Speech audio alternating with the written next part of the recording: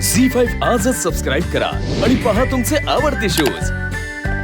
मी विचारते काहीतरी, तुम्ही तर नोकर म्हणून काम करत होते का? म्हणजे या घरात धुनी भांडी करून तुम्ही घरी पगार पाठवत होता? अहो बोला की, विचारते ना मी काहीतरी। ए ए ए ए, सावळे, तू सांग मला, तुझा दादा या घरात नोकर म्हणून काम करत होता? हा, काय विचारते मी, बोल की ग। ए अगं, त्यांचे अक्कल शेण खायला गेली, तुला कळत नाही ग?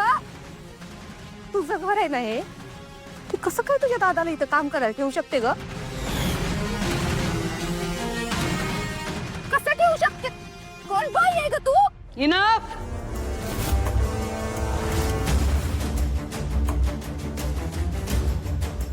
तुझ्याशी मी बोलते, पण आधी हे सगळं मला सॉर्ट आउट करू दे। सारंग, हे सगळं तुझ्या समोर आहे, बरोबर ना? आणि तू काय म्हणाला होतास, सखदेव जर का आणखीन एकदा चुकला तर तू त्याला कामावरून काढून टाकशील।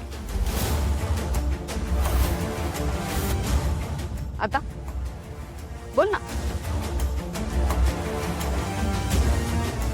दादा सॉरी, पण चूक तुझी आहे। सारंग सर, चूक तुझी आहे दादा।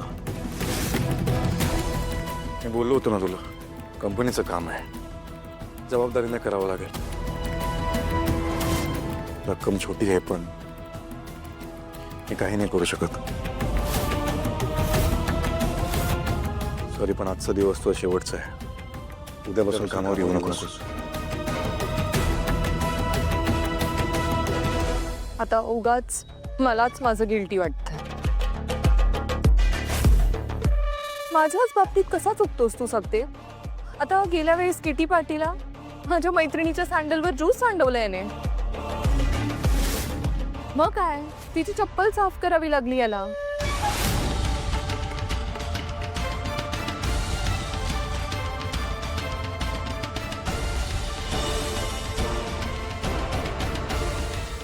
ऐश्वर्या, चला की आता, किती ऐकून घ्यायचंय? किती अपमान करून घ्यायचंय तुम्हाला?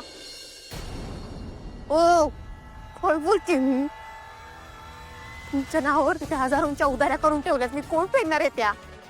माझा नवरा साहेब आहे, 30,000 पगार आहे, 30,000 वाला नवरा, 30,000 वाला नवराची रिक्षा फिरवले गावभर, काय करू मी त्याचं?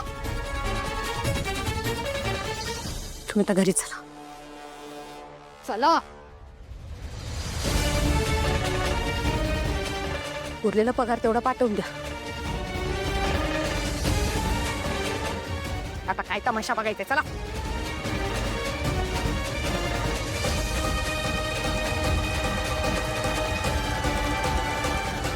झी5 आजच सबस्क्राईब करा आणि पहा तुमचे आवडते शोज।